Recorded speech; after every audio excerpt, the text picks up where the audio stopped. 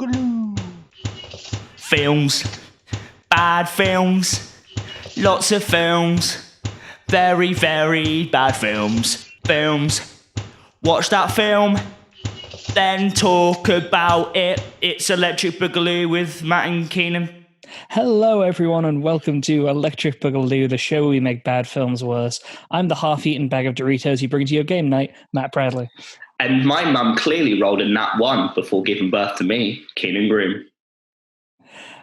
So this week on Electric Boogaloo, we took in Dungeons and Dragons. Roll initiative, everyone, and make a constitution check, because this film's going to make you barf. Oh, I was going to get a D20 to roll random things throughout the episode and then see how I progressed with how I rolled. But, that's too smart for me.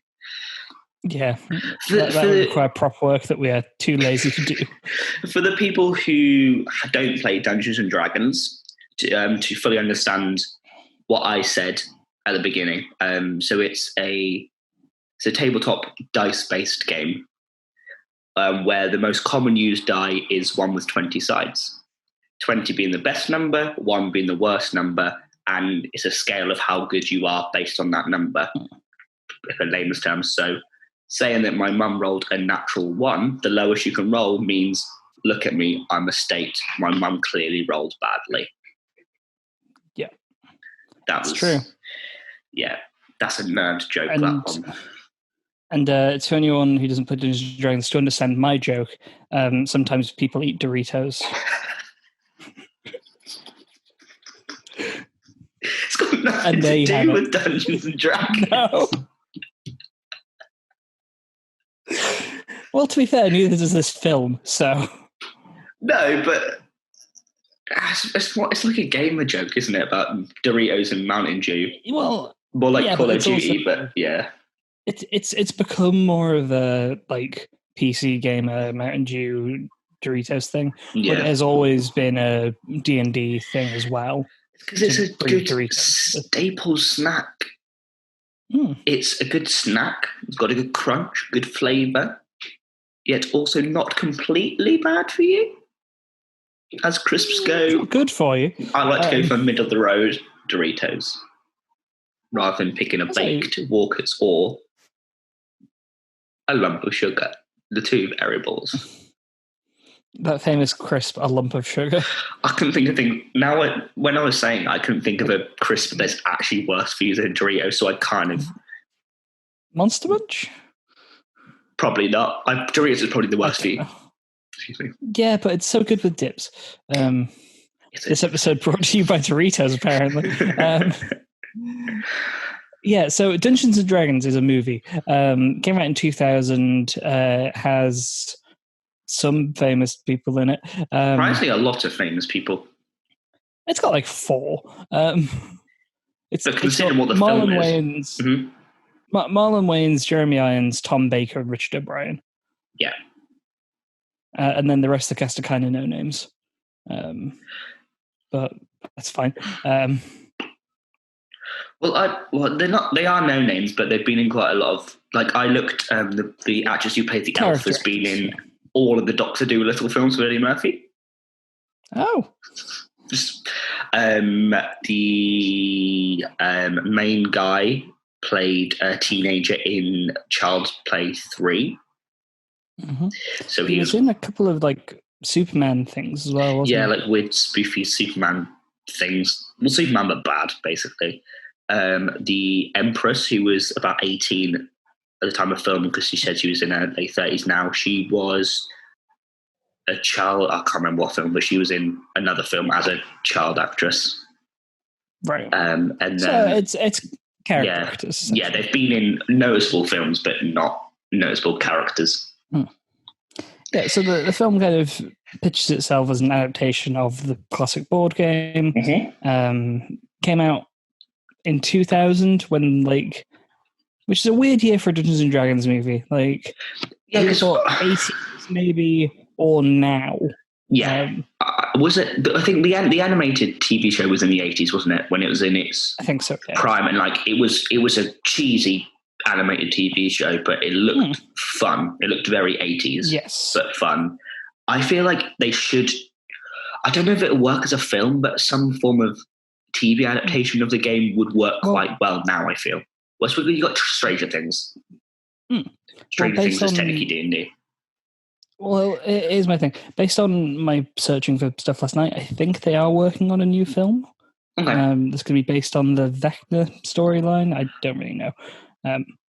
That's what you need, I think, is to... Because the creators of D&D have made stories. Yes. I think the best thing to do is to adapt one of those stories. You've already got the plot. It's what people are doing. They're making up new things, and it doesn't work in the canon and the lore. That's the problem, I think. Yeah. Well, that's it. You've got the D&D film they're working on, which I think is Aya Vecna, but I'm not entirely sure. But also on top of that, like the D&D shows we're getting are mainly podcasts of people recording themselves playing D&D. Yeah. And then they're making shows adapting those into like cartoons. Yeah. Critical Role has a cartoon coming out. Adventure Zone is supposed to be having one. I'd love a Dimension 20 show because that's so dumb. Yeah, they're not, mainstream media is not the right word because of how we're progressing with digital media and stuff, but as in like TV or theatre, cinema. Like it's not that as such, it's more online shows. More, yes. Well, to be fair, the Adventure Zone show is going to be on HBO, so... There you go then. You got to get the right people. I think you got to get noticeable producers and names and stuff, haven't you? For sure. I was like the Dan Harmon D&D show. I feel like that had some animated stuff in it as well, but I don't know. I'd never took it in.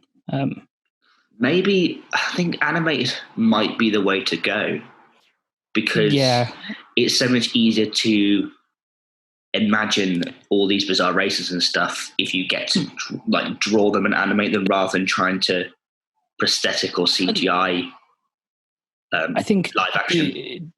A good D&D game classically has fairly cartoony physics as well. Keenan and I have played D&D together before. I ran a campaign in our last year of uni. My favorite moment that I will always remember was his character and our editor Nessa's character worked together. Ness turned a chimera into a squirrel. Keenan picked up the squirrel and threw it into the mouth of a kraken, turning the chimera into a firebomb.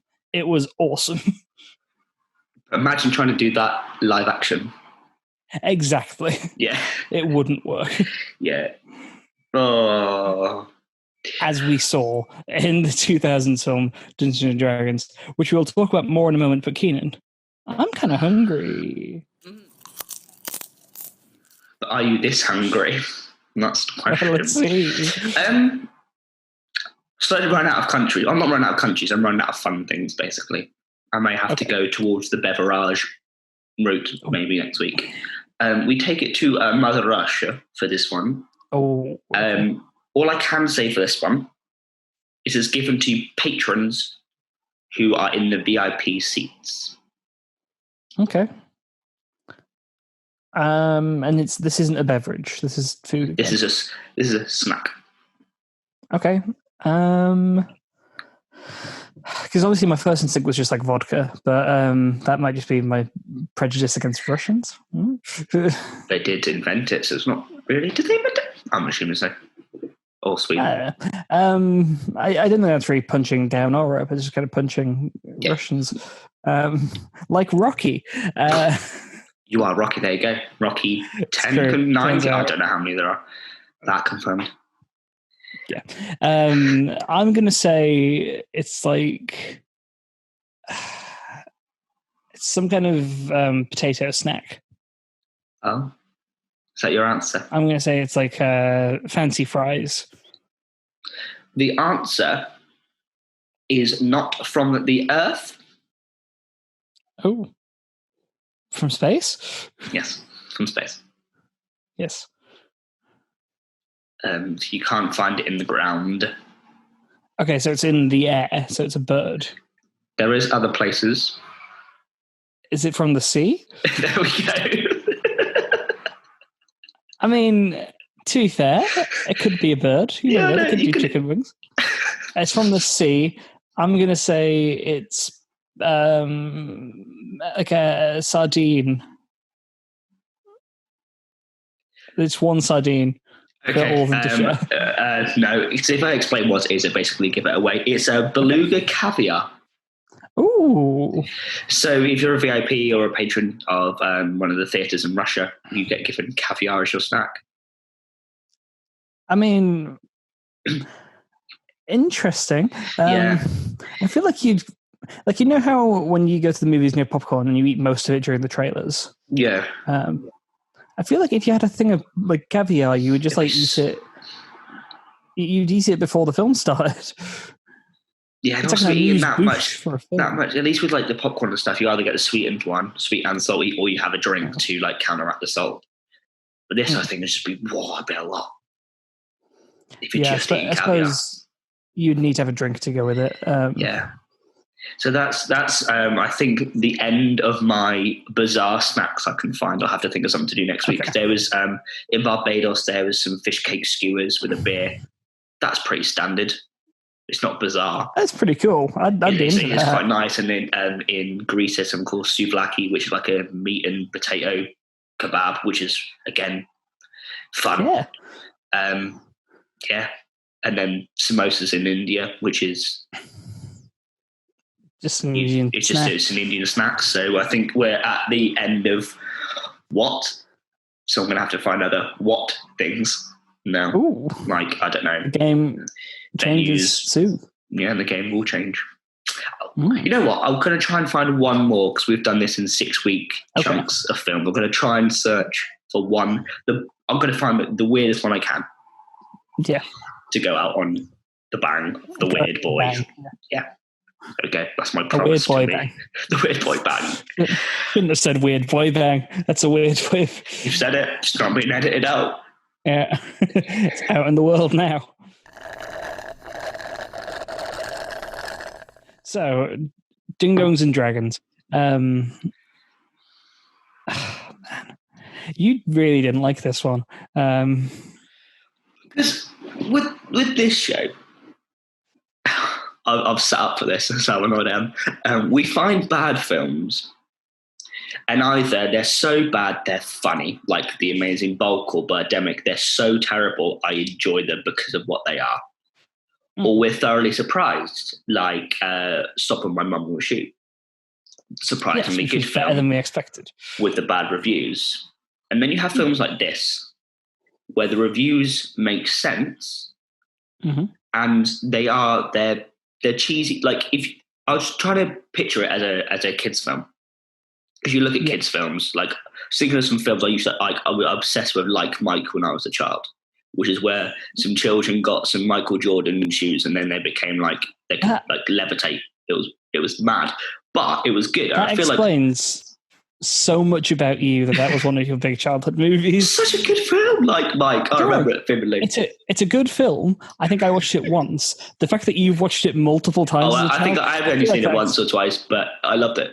When I watched it in the cinema, I loved it, and I remember. But that being one of your like childhood films just explains a lot about you. I feel I don't know why. And I remember one birthday party I went to go and watch Racing Stripes, which was a horse racing film, but one of the horses was a zebra. I mean, I love that. I've never heard of that, but that sounds great. I mean, if I watched that again, it would be awful. But, this film, I feel it's a Dungeons and Dragons audience is not strictly adults or children. It's meant to be of all ages, that you can like change the rules up a little bit to make it easier or harder depending on the age and the newness of the player, as it were. This film, oh no, it was an adult film, but it was so childish I don't think it worked either way. It didn't feel like an adult film. It felt like it was trying to pander more to like the Lord of the Rings audience. Well, it definitely didn't. Well, I say I'm not saying that in a good way. I'm saying like you know how hang on, was Fellowship of the Ring 2001? I think it came out 99 or 2001. Hang on. 2001. Oh. All right, so it wasn't for the Lord of the Rings audience, so you can ignore all my points then. But I was going to say, I think around this time there were a lot of like the cheap kind of fantasy film of this style.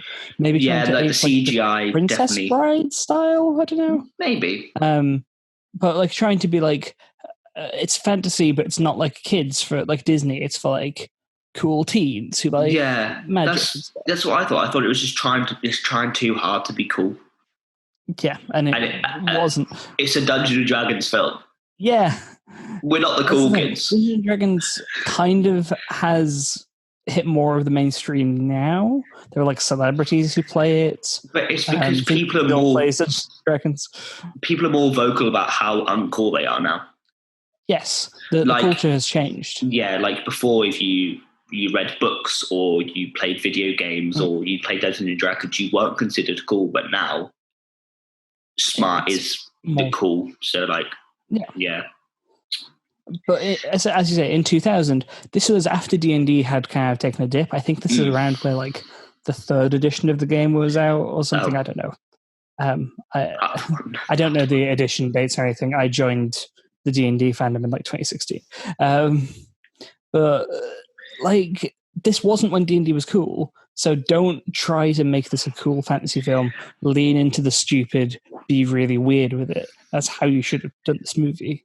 I'm trying to, because you very good point, like about saying Princess Bride. Because Princess Bride, if you look at it as a film, it's a stupid film. Like it doesn't look amazing. The dialogue's there, but it's a really good film because of. I think they work out the level of goof. Exactly. There's the right level of passion behind it. It's done very sincerely. It's obviously an adaptation from a book, so they're taking stuff from the book, and then you can tell there's like a ton of love put into this movie. Yeah. Dungeons and Dragons, on the other hand, you can tell everyone who's acting in it is there for the paycheck, and the director doesn't give a damn at all. It's just like someone said, we need to make a Dungeons and Dragons movie. Churn a script out for me is essentially what happened. I have a question for you. Yes. Would this film have been better if it said it wasn't based on Dungeons and Dragons? No. Yes and no. So it would still suck. The movie's plot is incomprehensible. Let's try and do I'll get my point out and then we'll do a plot description as best as we can. Description, plot. I'll do my best. I think it would still be a terrible movie with bad acting and bad dialogue, regardless of like the branding on it. However, throwing the D&D name onto it and then not really doing a lot with it. I think there were like 2 classic D&D monsters who appeared in the entire film. One of them's in the title. Yes. I forgot about. I guess dragons too. I'll 3 then. Yeah. Kind of. Like having that branding attached to it and then not doing anything with it kind of stings as a fan. Yeah. But not as much as like, not as much as like the Mario movie, for example. Yeah. At least this was supposed to be a fantasy film, wasn't it? Or be bad. This was clearly like they fully ignored the source material and like dropping a couple of references here. Whereas the Mario movie was like they have made an interpretation, they've just got everything so very, very wrong. This was just like it's the name, it's Dungeons and Dragons in name alone. They haven't bothered to adapt stuff, which makes it less of a bad adaptation than something that gets it so very, very wrong. Yeah. Does that make sense? It's like Troll 2. Troll 2 doesn't have anything to do with Troll 1, and there's no trolls in it. Yeah, kind of. I'd rather have watched Troll 2 than this, though. Yeah. So, right, Dungeons & Dragons. The plot. I'll explain the plot. Go on. I'm going to do my very best. So, there are wizards who run a country. It's called like Tasmania or whatever. They're all Australian. Yeah. Timir or whatever. The nation in Dungeons & Dragons is Faerun, so I don't know why they didn't just call it Faerun. But no, they were like, it's Tamzirin, whatever it was. These mages are trying to fight the empress for some reason. It's not clear. I think it's because the mages want to oppress people and the empress wants to set people free. I'll get to that. I have thoughts on it. While all this chaos is happening, two thieves break into a wizard tower, end up on a wacky adventure with a wizard. Some stuff happens. It's very unclear. And then they end up on a quest to find a dragon's eye. Or maybe it's a gemstone called the Dragon's Eye. That was, again, not especially clear. A gemstone, but probably looks like one. Yeah. They end up stealing it from a thieves' guild that's run by Richard O'Brien for some reason. They end up finding the scepter. One of the party dies. And spoilers. Spoilers if you care about this movie, which you shouldn't. I don't watch it. We watch it so you don't have to. Exactly. And then in the end, Jeremy Irons gets eaten by a dragon. And cool.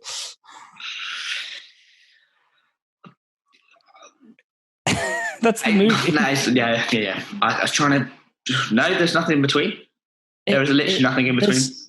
There's so much in this film that is like, here is the magical MacGuffin that you need to look for. And they give zero world building for it at all. Like, so much of this film comes in being like, oh, you should have a knowledge of this world already, as if you like should know it from D&D. But this isn't a D&D world. Yeah, this is the thing that has no backstory.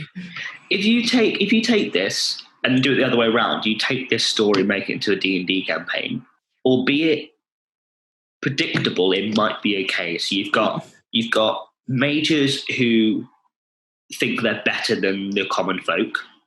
Yeah. And you have are an archmage who's a villain. Archmage who's a villain. You're part of the common folk, and for your empress, for you to like then be equal to the mages, she wants to defeat this evil and then clear the bad mages. Go on a quest to find some items to do that. Seems it's pretty standard, but it would be quite fun.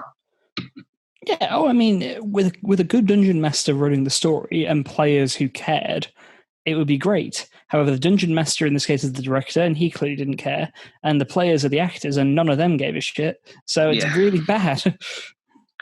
I just wanted to say briefly while we're talking about the Empress and her thing of like, we need to free the common folk from the evil mages.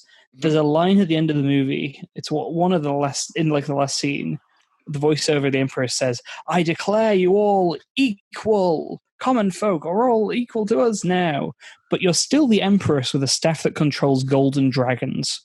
Oh yeah, no. So, everyone below her is equal, but she's still better than everyone else. And then the hero, after he saves the day, he gets knighted. So there's still knights and nobility here. Does he though?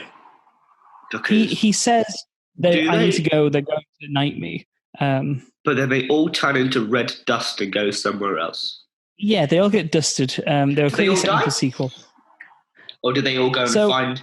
do they go to another plane where the snails are still alive? Yeah, so partway through the movie, Marlon Wayne's character, Snails, gets killed by the guard of the Big Ben. Damodar. I had to look at it. I had to Google it because I couldn't remember his name. And then at the end of the movie, they put the Dragon's Eye gemstone at Snails' grave, and they're planning on just leaving it there, which seems very stupid. Oh yeah, it's worth a lot of money. So it's worth a lot of money and clearly has magical powers, as is shown by the fact that it starts glowing and it removes Snails' name from the gravestone, and then they're like, you need to follow this gem, it will lead you to your friend, and then they all turn to dust, and that's the end of the movie. Yeah. It's not explained what that is, and the sequels to this film had nothing to do with the original film, obviously. So are they the same directors, writers, and stuff? I don't think so. They are part of the same trilogy in name alone, from what I understand. But they could have been standalones and all called Dungeons and Dragons, and it still made the same amount of sense. I believe that's so. To be fair, I've not watched the other two, and I've not really looked them up much, but from my understanding, that is correct. These are unrelated films. I did want to talk about Damodar, the knight guy who's serving under your man, Jeremy Irons' character. Yeah. He's a mage. He has magic, and yet he also has like Assassin's Creed weapons. I'd go more Wolverine as well. Yes, he has like the claw hand as well, yeah. But when he first using it, it's just like the hidden blade. There's like one knife coming out of his wrist. Why is he a mage if he's also like... Is he meant to be a paladin, maybe? Maybe. Is the only explanation if you take D&D characters, like he's some sort of spell sword where he uses magic and... Maybe like an Eldritch Knight kind of thing. We are applying D&D logic to this film that ignores D&D logic, but I think that's the only way we're going to get through it. But before I go on a rant of the things I don't like, you said there was some actual like D&D, somewhat D&D links here with some monsters, and then should we try and put the characters as classes and see if it makes any sense? Yeah, I have notes on all of this already, so I'm glad we're on the same wavelength. Cool. But this is what I want to talk about with Damodar. There's a thing where Jeremy Irons' wizard puts a thing into Damodar's brain. Yeah. And like tentacles shoot out of his ear. Mm-hmm. I think that was supposed to be a mind flayer. Or an illithid. Or if you even call it. Right, so because it is loosely linked, if people have seen Stranger Things, that'll be some form of link to Dungeons and Dragons in mainstream. Yeah, there's a mind flayer in that. It looks very different to these two little worms in someone's ear. Yes. To be Stranger Things mind flayer, also very different from the D&D mind flayer. Yeah. As is their Demogorgon. It's just naming. Yeah. But that's a fun reference.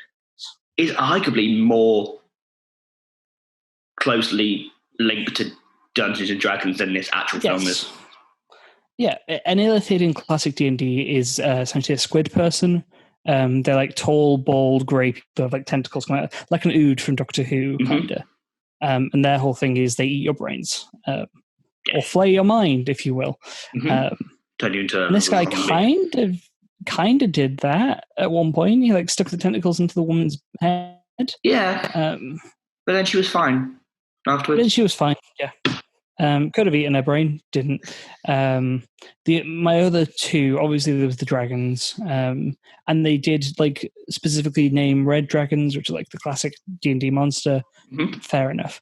And then the last one was there is a beholder at one point that does look like a real beholder, just also terrible. Beholder is a big ball of eyes. It's like a big eyeball that has like tentacles coming off it with eyeballs. Where was that? It appears for like 5 seconds. It's when they're raiding the castle where Snails gets killed. Right at the start of it, the guards are walking with a beholder. The beholder never appears again. It doesn't appear in combat at all. Which, I mean, cool, it was there. Should have done something. Yeah. My thing was, most of the races that appeared in this film, like fantasy races, like you had elves, you had a dwarf who was the same size as the humans, but whatever. That's something like, the elf was the same size as the dwarf, which regardless of any version of fantasy, from Tolkien to now, elves and dwarves are very different sizes. Yes. Your elf should be a little bit taller than the humans, and the dwarf should be a bit shorter. And humans should be average sized. The humans were there. But in the tavern, you also had like gnomes and halflings, and I think there was a half-orc. There was a goblin. I think there was a troll, maybe? It was a big guy. Yeah. That might have just been a full orc, I don't know. But the one that stood out to me was in Richard O'Brien's Thieves Guild Town, the pink guy with the 3 eyes. Yeah, I put him down. What the hell was that? At first, I didn't see his extra eye because it wasn't a close-up. I put, where's the word? Human pterodactyls with an extra eye? Yeah. Because it had like a weird little pterodactyl. He had the horn, like the mohawk head with an eye in the middle of it. I have spent most of last night researching different D&D races, trying to find anything that could match that thing.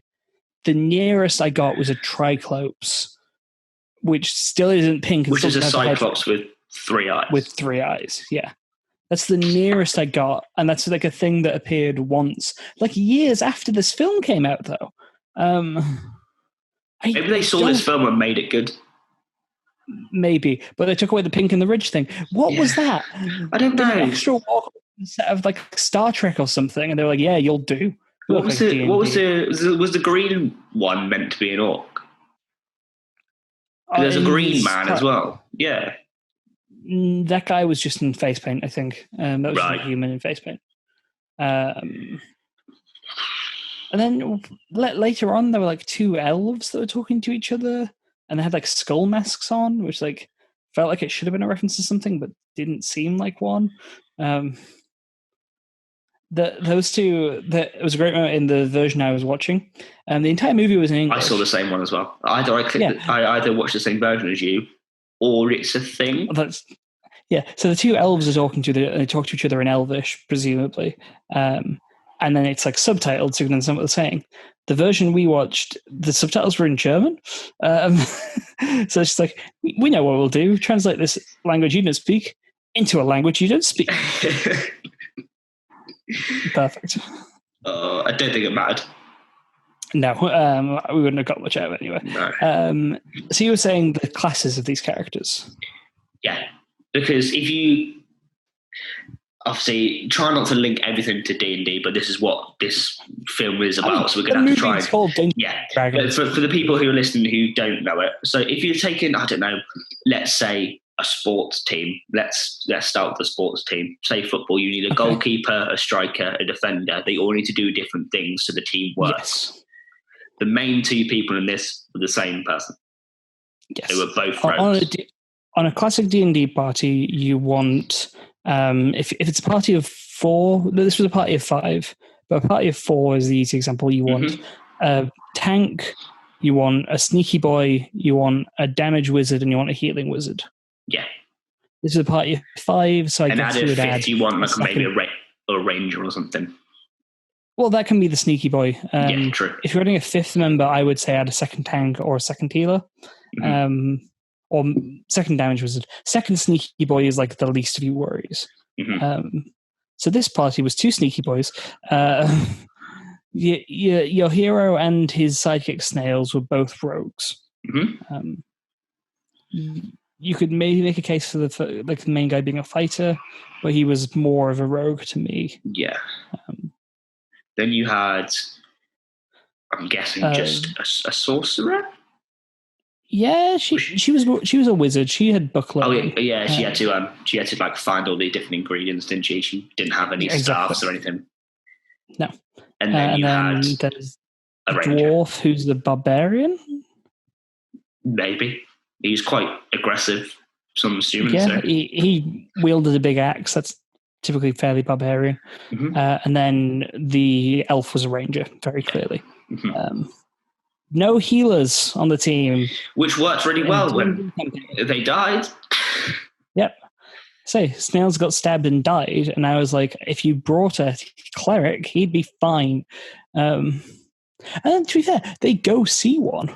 They go see Tom Baker, who was playing an elf cleric. He looked more druid to me. He might have been a druid. He's obviously a cleric because he healed him, but, you know. Well, druids are healers too.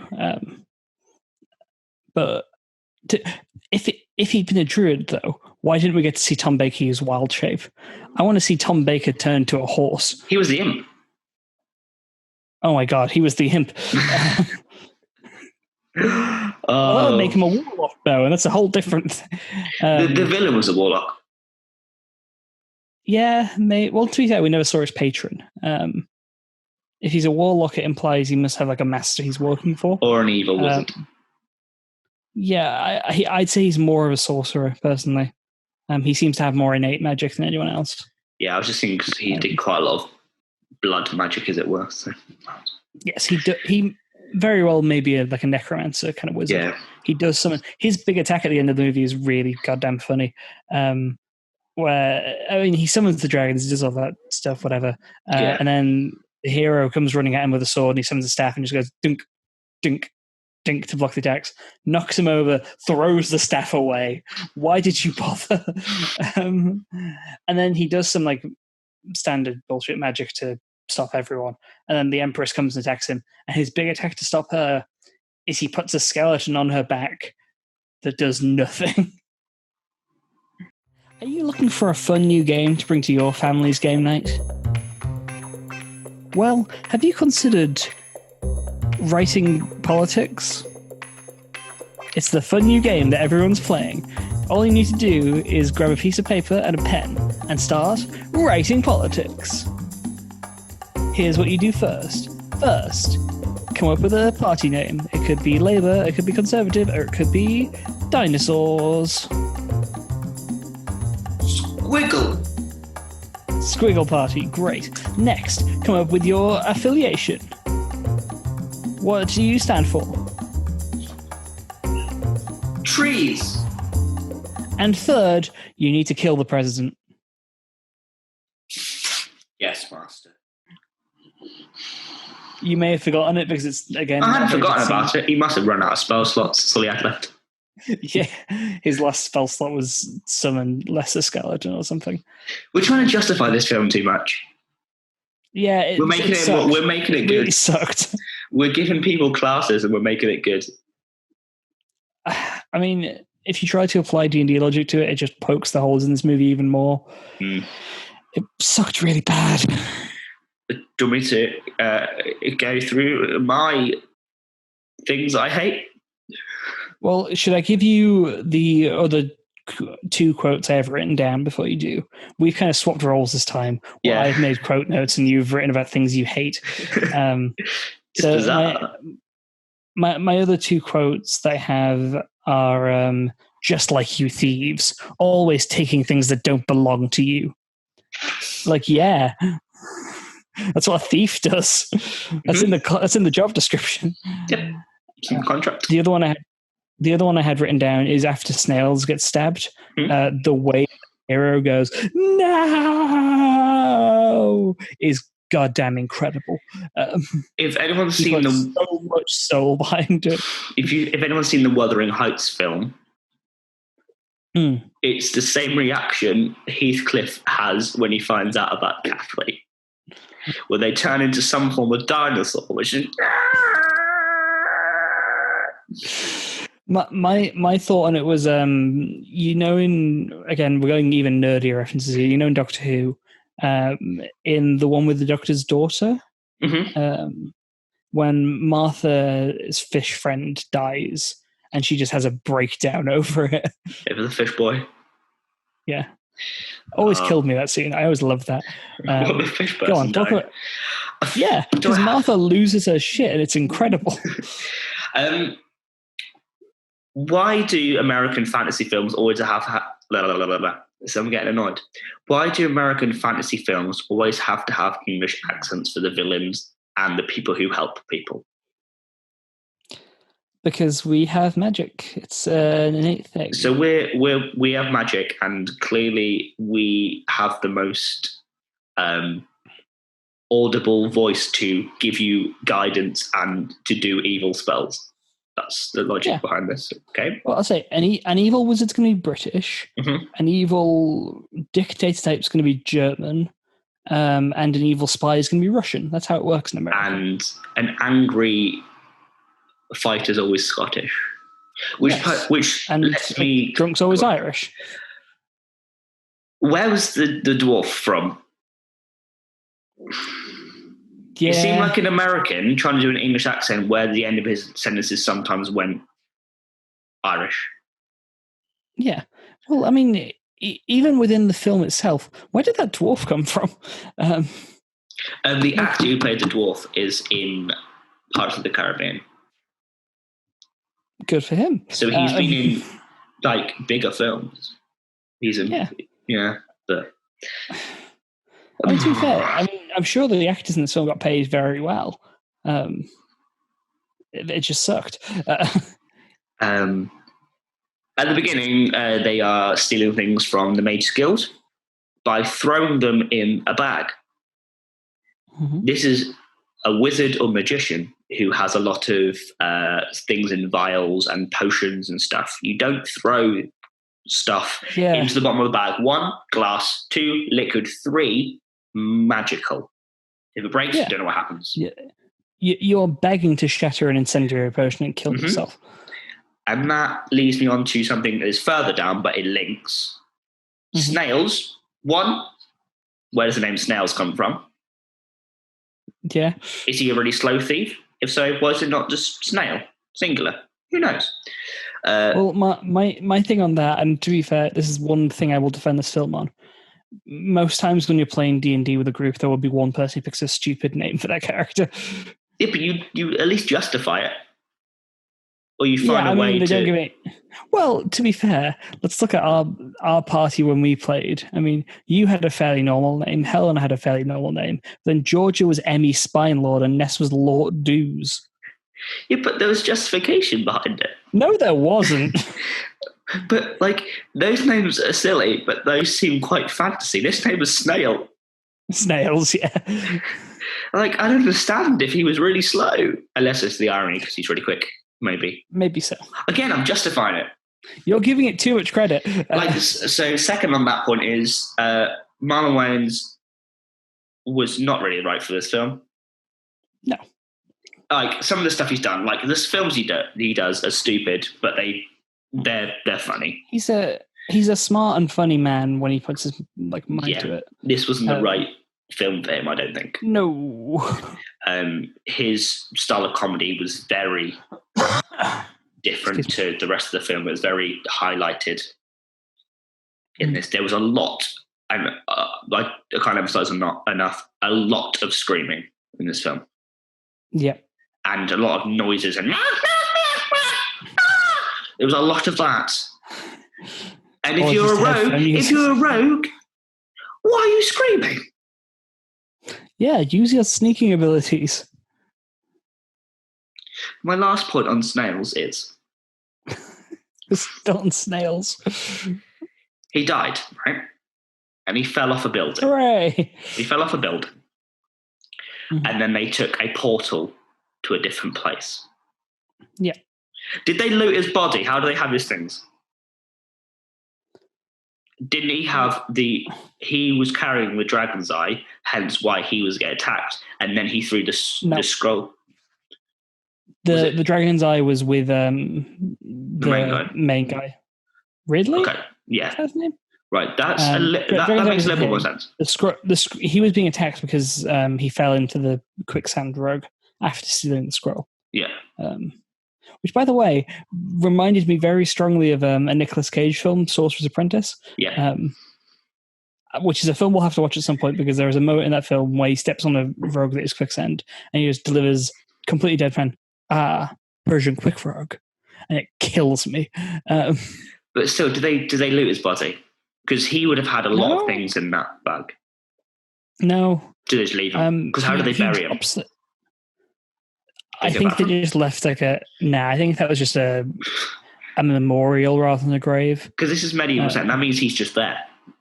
Like he's just going to be there. He's been eaten by crows at this point. Great friends. To be fair, fantasy saying he's been eaten by wargs. Great friends. But no, he drops all of his important loot when he gets stabbed because he throws the scroll and the spell components pouch drops as well. Okay. And then anything else he had was just like traveler's gear. He had like 50-foot hempen rope. Maybe. He also had that little box that had the skeleton dragon come out of it. He had that from the beginning. I thought they left that in the thing. Oh, no, he put it down. I think he did put it down. Probably put it down. Because you bring that up again later, it would have been cool, and this movie doesn't have time for that. I think he put something live in his bag at one point. He also put some potions in there. Maybe. Who knows? Who signs up to these movies? We answered money, didn't we? Mm-hmm. I said everyone is really angsty in this film. Like, they spend half a film just arguing. Okay, I don't care. I don't care. I really don't care. Do fun fantasy stuff. Stop fighting. I said this film was just noises. Yeah. There's the human pterodactyl purple guy. Mm-hmm. God, you've only just got enough to him. Yeah, they basically make a little labyrinth with different puzzles to get through to get the prize in the middle. The end is I'm going to call it a horizontal portcullis because I can't think of, I don't know, it's like a trap that comes down, spikes on that, so the lower it goes, the more it's going to likely hit you.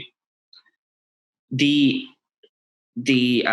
gaps, the slots in this are a solid portcullis size, meaning if you really tried, you probably could just do this and go through the gap. Yeah.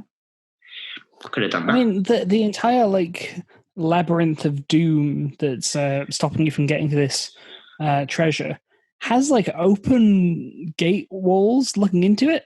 Just get a strong guy to tear one of those down and walk in and take it. Yeah, because Richard O'Brien's been saying I've not been able to get to that for 30 years. Mm-hmm. Just get a Goliath to punch it down. Yeah, I said that at least Palpatine and Sidious look slightly different. The villain in this was so obvious because it was basically Jeremy Irons was the villain, and he went to the Empress's councils dressed in a good outfit. Yeah, clearly it was going to be him the whole time. Yes. We knew it was him from the opening scene where he cut a dragon's head off. We did, but I was saying, Palpatine, Palpatine and Sidious, it's you don't quite know. The Empress knew he was evil as well. Didn't know anything about all it. of the council were. Just get some guards to kill him. Well, no, because she was in the council and all the council were against her. It's a surprise they let her leave at all. It was the whole council and him and his henchmen. Very easily could kidnap her. Just bring Dramdil back and have him stab the queen, steal her gold dragon rod, and then you don't need the red dragon one. Yeah. Dumbledore speaks really weird. Mm-hmm. Also, why did he have blue lips? I don't know. He's wearing the lipstick for men from Friends. It was very bizarre. Yeah, he spoke towards the end. He spoke normally, but he spoke very softly, and he was "If any of you try that, it's going to be bad for the lot of you." I was like, "You aren't very intimidating. If I was one of your guards, I'd have punched you in the face." He was like, "I've cut her. Isn't that a shame?" I'm like, Jesus Christ! If you try anything, be a good villain. Yeah, he was bad. This is as much as I could write about this film. It has made us very annoyed watching it. It was a frustrating movie, I think, more than anything else. It was difficult to follow, I found. Yeah. A lot of scenes, it was like, oh, why are they here again? What's happening? What is this plot? And when we get as frustrated as we got from this, I think sometimes we just need to calm down and take in some wisdom and maybe some philosophy or filmosophy. Indeed. So this week for Filmosophy, I've taken some quotes from Snails himself, Marlon Wayans, and I would like to read them to you and bring you some soothing energy. Success is not a destination. Whoa. I got so chilled out that my voice left me. Whoa. Wow. Oh. Excuse me. Success is not a destination, but the road that you're on. I think that's a pretty good quote. I think that's important to think about. We're never at the destination. It's always just keeping on going, keeping improving. Wow. Like a rogue would do. I'd like to see a ghost. It would confirm there's an afterlife. I think that's important to remember. Sometimes we all want to see a ghost and confirm there's something else at the destination, but not the destination because success is the road. But ghosts would be nice to see. Oh. If you could cross a lion and a monkey, that's what I'd be, because monkeys are funny and lions are strong. And I try to live by that. Because sometimes you need to be a monkey lion, see a ghost, and keep walking down that success road. You know how it is. A mine or a lunky. A lunky. So thank you, Marlon Wayans, for reminding us all that you need to be a lion monkey. This has been your Filmosophy. Namaste. Bye-bye. Namaste. Before we get on to the fun part, which is inevitably trying to make just as bad a film with this, I've written down some other films from 2000 and the money they made and how much it cost to make them to justify why this was really bad CGI. Yeah. So this cost a little bit more, a lot more, but X-Men came out this year in 2000. Yep. It cost 75 million to make, making 157 million in return. They obviously a lot more money would have gone into making the CGI, but also there's a lot more passion behind it. Yeah. Chicken Run only cost £22.8 million to animate this whole film. $225 million in return. Yeah. Great movie. Great movie, great animation. Empress New Groove. Empress New Groove, 100 million, making 169 million. So it didn't make as much. But again, this is how you use computers to make good animation. Yeah. Good movie. Passion behind it, clearly. It can be done. The CGI can be done. Dungeons & Dragons, 35 million, made 33.8, so a lost money. Yeah, because no one cared about making this film. Talk about this film and who didn't care. The people. Could I quickly slot in a little game for you? Oh, absolutely. So I went on just to look at the reviews, and I found the top voted review tags for this film. So how they tagged this film. I've got 1, 2, 3, 4, 5, 6, 7 tags. I want to see if you can guess any of them, what people said this film was as a tag. Clearly, comedy is not one of them. Yes. Fantasy? Okay, sorry. I probably didn't explain this very well. I'll give you one of them. So one of the tags is simple story. Right, okay. So sort of all 7 of these tags insulting in a way. Yes. Okay. Stupid. No. B movie. Offensive to B movies. I like a good B movie. Hard to look at. That should be on here. Definitely should be on here. Incomprehensible. Again, I think you're doing better than this. Incomprehensible is very Abomination against God. Right, so these aren't, so we've got corny, bad acting, one-dimensional characters, stereotypical characters, illogical. I think incomprehensible is close enough with that. A simple story, and then we've got cringeworthy as well. Cringeworthy indeed. Yeah, so very. All the ones you said make total sense for this film because I don't know what it was. Just before we go into pitching again, one final note I had that I just remembered. What was up with the elf's costume? Did you notice her ridiculous breastplate? So she was wearing a breastplate, but it also weirdly highlighted her. It had giant external breasts. It was ridiculous. Yeah, so we'll talk about this actually because I don't want to assume what this actress looks like out of film, but based on her physique, she was quite slender. She's very slender. So I'm assuming is not always the case, but I'm assuming she was smaller in the chest than this breastplate made her out to be. So they deliberately made her bigger in the chest area. They also highlighted the curvature of her stomach and the belly button on the armor. Yeah. Well, my thing is, you don't need those external breasts on the armor because any woman wearing armor is probably going to have a blinded chest, essentially. Yeah. Or the breastplate's going to press everything down. They're not slotting their boobs into slots in the armor. It basically looked like what it looked like is they painted her body and then gave her an external armor bra. Yeah. She was essentially wearing the classic cone bra on the outside of her body. It was ridiculous. Yeah. Oh, right. That's off my mind now. We need to pitch new movies. Have you got any ideas?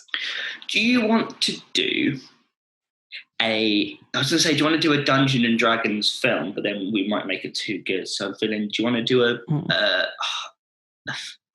have we already done video game adaptation? We have. We did with Sonic. Maybe a board game adaptation. Yeah. Okay. A game adaptation. Yeah, a physical game. So I like this. my movie is it's about these three heroes who are going on a quest set in Mexico, and you'll see what's happening in a second. Gotta try and It's work these out. three heroes. One of them is played by Denzel Washington. One of them is played by Sarah Silverman, and the third one is played by Zendaya. Okay. And the three of them, they need to go on this quest to find a magical horse who was supposed to save their town.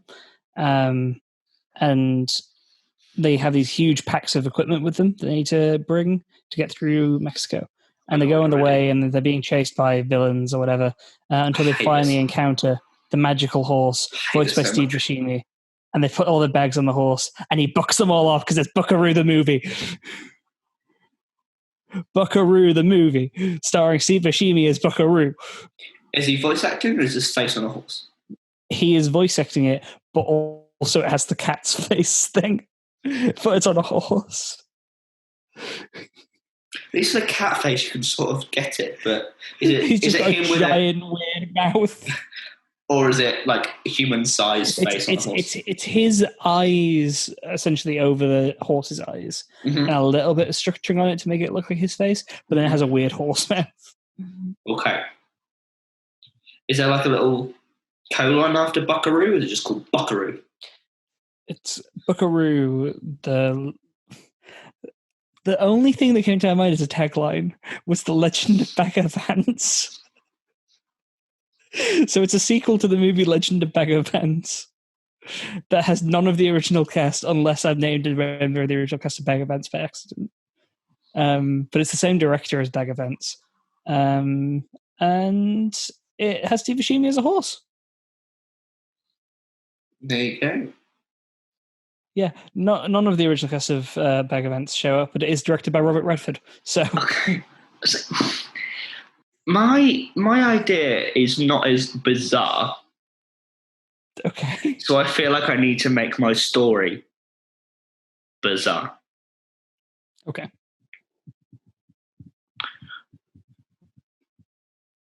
Eight washed-up singletons arrive in Manor Jason off the coast of Guernsey. Okay. All of a sudden, the butler dies.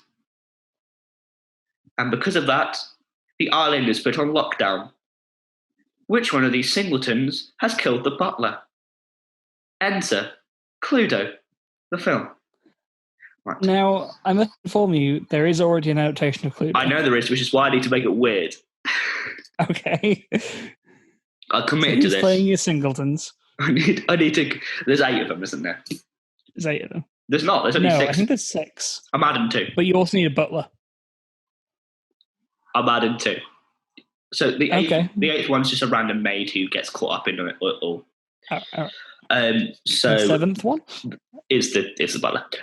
So the maid is played by Vanessa Redgrave. Okay. The butler is played by Colin Firth. We're making this a very English film. Okay. Right. Timothy Spall. Peter Jones. From Dragon's Den. Okay. Is he playing himself? Yeah, they're all themselves. Sorry, I forgot to they're all mention. themselves. Okay. Yeah. So Colin Firth is that butler. Paul Potts. Paul Potts. Yeah. Natalie Imbruglia, who's now got British citizenship.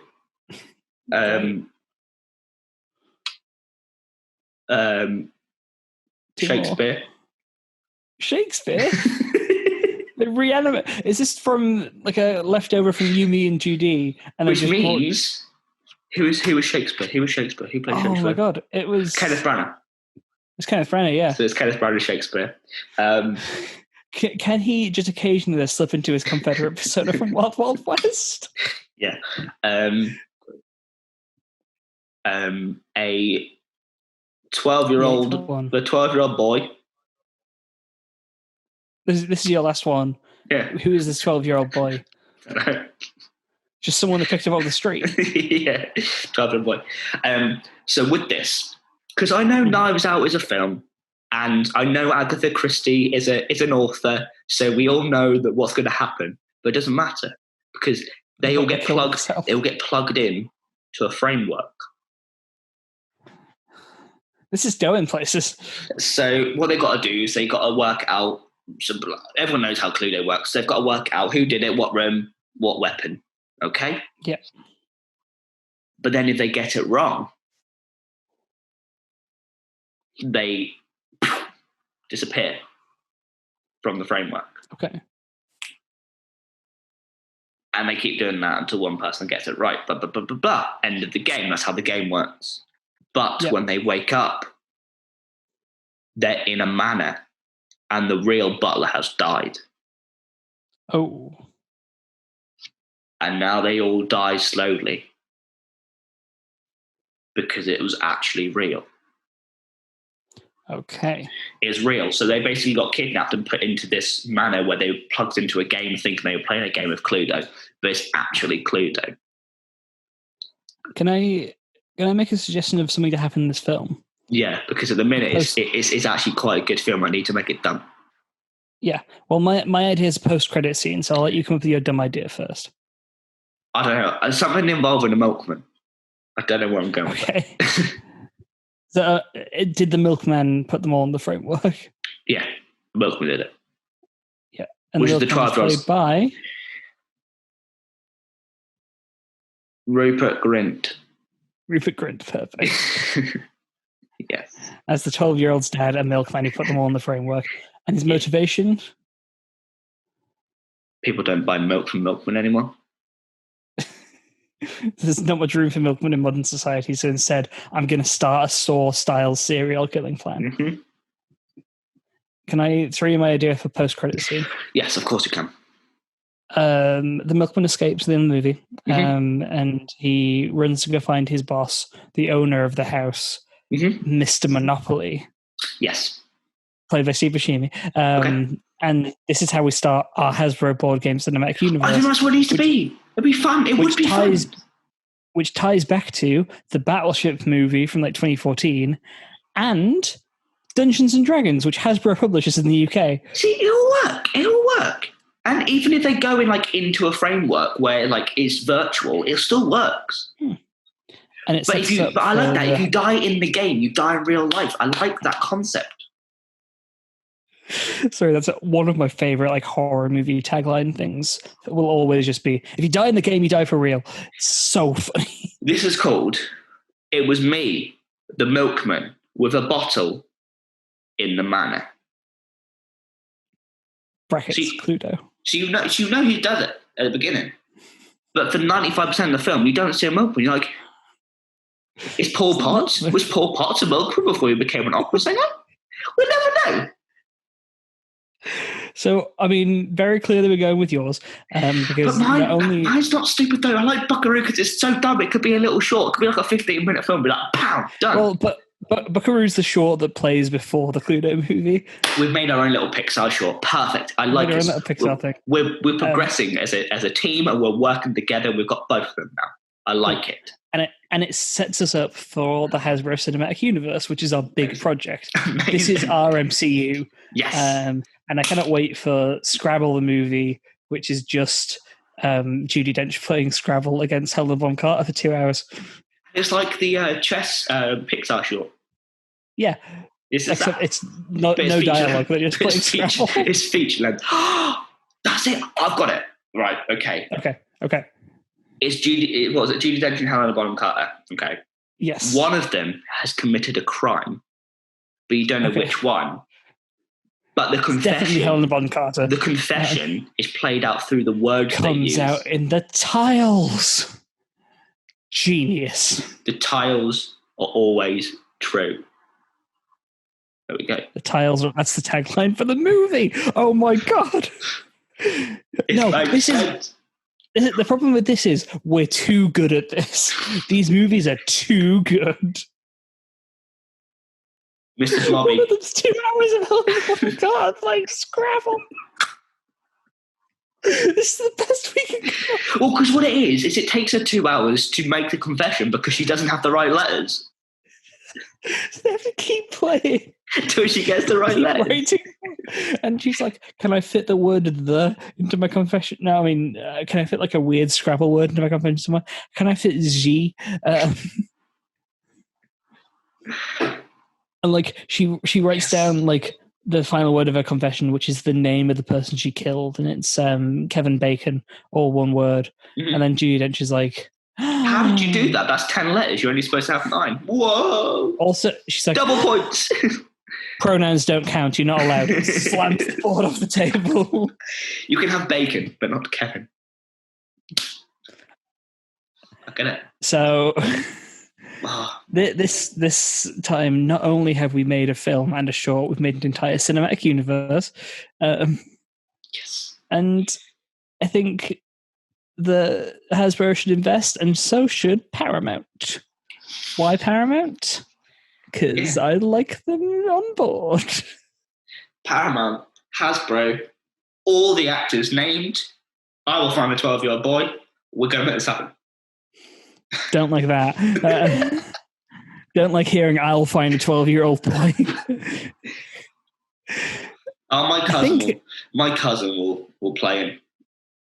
She'll cut her hair. Yep. Isn't your cousin like a 14-year-old girl? 12. 13. 13. Close enough. Okay. Oh, close Well, enough. she's too old. Right. We'll wait till one of us has a 12-year-old boy. Yeah. Well, we'll wait. We have to start shooting when they're 11, so it's done when they're 12. Mm-hmm. Yeah. So look forward in 2093 for Cluedo the movie. You said we're going to have kids when we're 75? Sure. Wait, no, 70 years. 90. 95. Well, if they're 12 when we're 90-something. Well, that means we're going to have If they're kids 12 when we're when we're 80. 93, when we're 81, yes. Yeah. That's the plan. Yeah. We think ahead. I think we may be done. I think we may be cancelled after this.